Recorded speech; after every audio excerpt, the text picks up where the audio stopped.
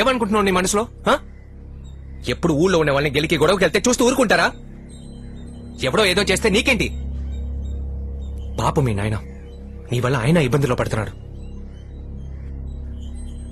అమ్మ ఉండి నిన్ను పెంచుంటే మంచి చెడు తెలుసుండేది. నువ్వేం చేస్తావు? అంత మాట అనకు బాబు. నా కూతురు నువ్వు కొట్టావని చెప్పడం లేదు. ఈ రోజు నా కూతురు ఇంత ధైర్యంగా ఉండడానికి కారణం నా భార్య.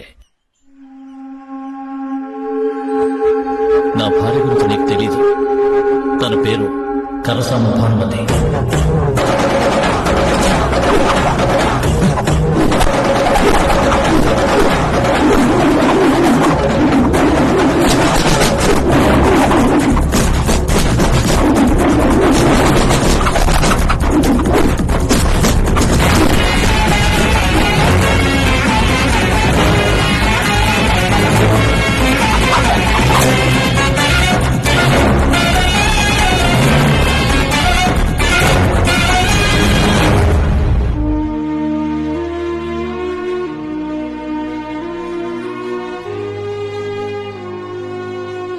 నా భార్యలో నాకు బాగా నచ్చింది తన ధైర్యము నిలదీసే గుణమే. ఆ గుణమే తన పాలిట శత్రువైంది. ఈరోజు ఎన్నో పదవులు తన చేతిలో ఉంచుకున్నాడే రోలెక్స్ బాచి. వాడింతకు ముందు సున్నపు కాలువలో ఒక మామూలు కూలీగా పనిచేసినాడు. వాడికున్న ఒకే ఆస్తి వాడి ధైర్యం. ఆ ధైర్యంతో పాపంపేటలో వాడు చేసిన రౌడీయిజం సెటిల్మెంట్లే వాడిని కౌన్సిలర్ని చేశాయి. సొందాలు వసూలు చేస్తున్నాం ఎంత కొంత ఓనర్ లేడన్నా. ఓనర్ ఓనర్ లేకపోతే అంగడి ఎందుకు తెలుసా? డబ్బులు ఏమా? నోటు బాగా సిరిగిందే. డబ్బులు ఏమా? రేపిస్తావా? అయితే రేపు వసి నీళ్ళు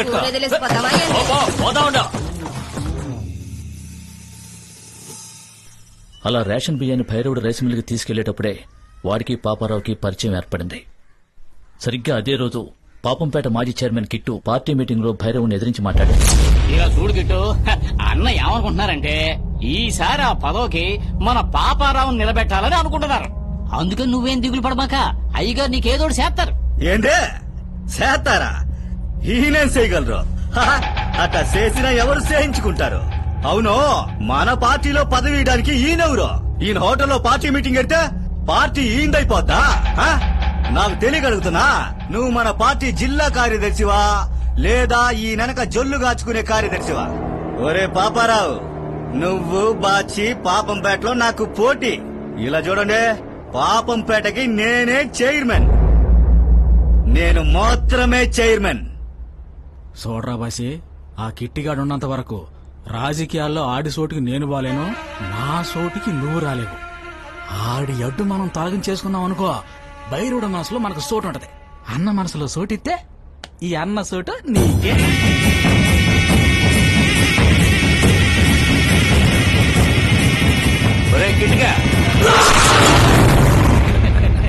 బాచి అనా, రాజకీయాలకి నీలాంటి వాడే రా అవసరం. ఈ రోజు నుంచి పాపంపేటకి నువ్వే చేయను. ఆ రోజు నుంచి భైరవుడి వారసుడిగా ముద్దుబిడ్డగా మారాడు బాచి. సాధారణ కౌన్సిలర్ గా ఉన్నప్పుడే దోచుకున్న బాచి చైర్మన్ అయిన తరువాత పాపంపేటలో ఉన్న భూముల నుంచి ఇసుక వరకు కబ్జా చేశాడు, అమ్మాడు. అలా ఇసుకను తీసుకెళ్తూ ఉండగా వాడి మీద వాడి మనుషుల మీద నా భార్య ఇసుకను దోచుకుంటున్నారని తహసీల్దార్కి అర్జీ ఇచ్చింది. దీనికి మీరే ఏదో ఒక చర్య తీసుకోవాలా? అలాగే, తప్పకుండా చర్య తీసుకుంటారు. తహసీల్దార్ ఎంతో నిజాయితీగా వెంటనే యాక్షన్ తీసుకుని వాళ్ళందరినీ పోలీసులకి పట్టించారు. అలా పట్టించిన తహసీల్దార్ని పాపంపేటలో నడి రోడ్లో కట్టేశాడు బాచి. నువ్వేమన్నా పెద్ద పోటుగాడివా? ఎంత ధైర్యం ఉంటే నా బండిని పట్టుకుని నా వాళ్ళనే బొక్కలో వేస్తావు? అందుకే నిన్ను నడి రోడ్లో నించోబెట్టి కట్టి పడేశాను. నా బండిని ఎలా బయట తెచ్చుకోవాలో నాకు తెలుసు. ఈ పాపంపేటలో ఎవడికి నీ చేతి కట్టిపే ధైర్యం ఉందో నేను చూస్తాను రా. చూడుపాను, లిస్టులో ఉన్న వాటిలో ఇక్కడ తీసుకోవాల్సిన వింతే, మిగతావి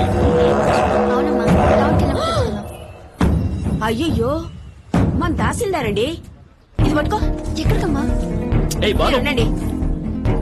ఎంత పెద్ద ఆఫీసర్ని ఇలా నడుపుతున్నావ్? ఏంట్రా మర్యాద దక్క చెప్తున్నా. అప్పటి నుంచి బాచి మా కుటుంబం మీద పగబట్టాడు. నా భార్యని ఎలాగైనా చంపాలనుకున్నాడు. డబ్బులు ఏమా? అందరు డబ్బులు చేతిలో అడగండి. డబ్బులు ఏమా?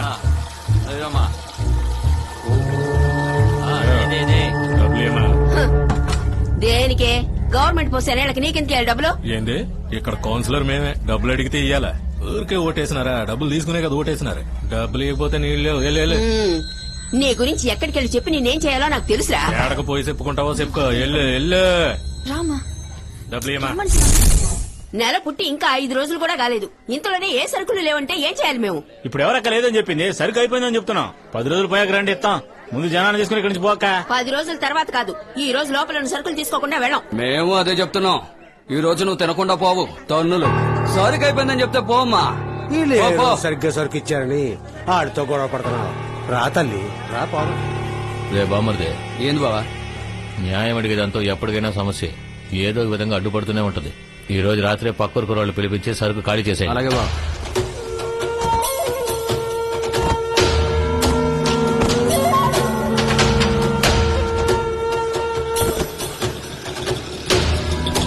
బాబు ఇంత రాత్రి వాళ్ళు ఏమెక్కిస్తున్నారు? గొడవ నుంచి బియ్యం ముట్లు ఎక్కిస్తున్నాం. ఏంది గొడవనా? బాబు ఇది రేషన్ కొట్టయ్యా. రేషన్ కొట్లో అందరూ సరుకులు దించుతారు, ఎవరు ఎక్కించరయ్యా. వీళ్ళు దోచుకునేది ఎవరికి తెలియకూడదని బోన సంచులతో బోర్డును మూసేశారు చూడు. పాపంపేట మండల దుకాణమా? అయ్యో ఏక మానవాడిని పట్టుకోలేమే. ఏందిరా 10 రూపాయలు ఇచ్చే చోట 20 ఇస్తాండారే, ఏదో తేడాగా ఉంది అనుకున్నా. కరెక్ట్ గా తప్పుగా ఉందిరా. రే మావా, తప్పుగా మాత్రమే కాదు చాలా రాంగ్ గా కూడా ఉంది. అక్క మన్నించక, ఏదో తెలియక చేసినావు. రే మూటలు దించండి రా. రే గోపిక, మూటలో దించమన్నావా? మూటలు ఎక్కించకుండా ఈ రోజు ఎవడో ఇక్కడి నుంచి ప్రాణాలతో పోలేడు.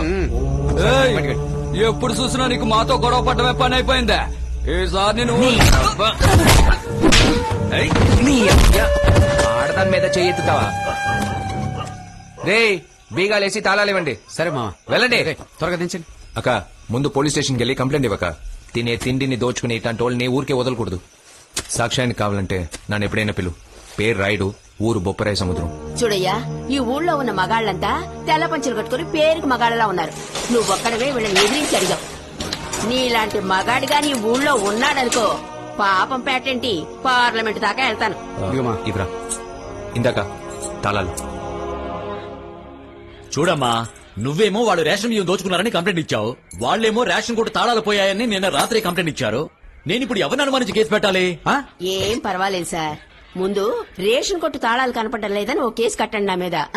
ఆ తర్వాత కేవలం రేషన్ బియ్యం దోచుకున్నాడని బాచి మీద ఓ కేసు కట్టండి. 2 కేసులు నిన్న ముగ్గురుతో నేను కోర్టులో చూసుకుంటాను. ఏం బాచి ఏమంటా? చూడమ్మా, లేనోడి మీద కేసు పెట్టాలంటే నాకు ఎలాంటి సాక్ష్యాలు అక్కర్లేదు. కానీ పదవిలో ఉన్నోడి మీద కేసు పెట్టాలంటే నాకు ఎవరో ఒకరు సాక్ష్యం కావాలి. ఇందాక అన్నావుగా ఎవరో బొప్పరాయి సముద్రం కుర్రాడున్నాడని, వెళ్లి వాడిని పిలుచుకురా. ఒక్కటేంటి 2 కేసులు పెడతాను. వెళ్ళమ్మా వెళ్ళు.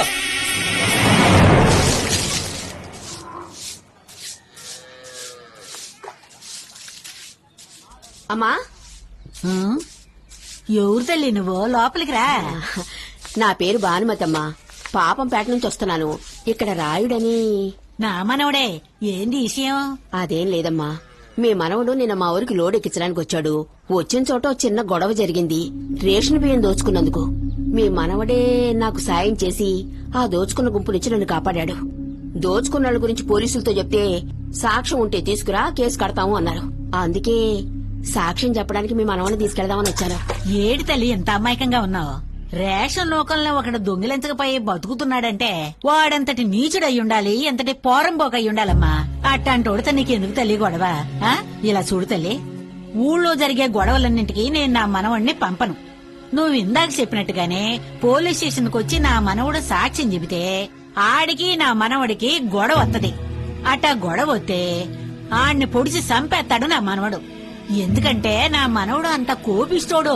ఇలా చూడు తల్లి, నా మనవడికంటూ నేను, నాకంటూ నా మనవడే ఉన్నాం. నేనున్నంత వరకు నా మనవడు హంతకుడు కావడానికి నేను ఒప్పుకోను.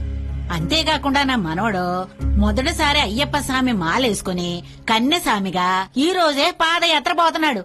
అందువల్ల ఆడు రావడం కుదరదు. దయచేసి నువ్వు వెళ్ళిపో తల్లి.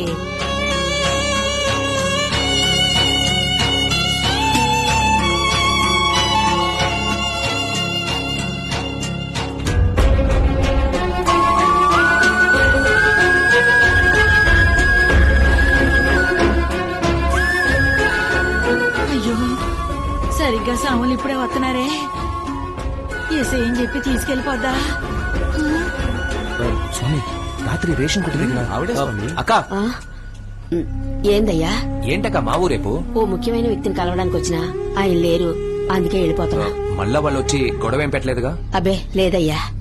సరే, ఒకవేళ వచ్చారంటే అదే నా ఇల్లు, ఎప్పుడైనా పిలవక్క. వద్దక్క, జాగ్రత్త. అలాగే. రా స్వామి. అక్కని చూడగానే మన కోసమే వచ్చింది అనుకున్నాను స్వామి.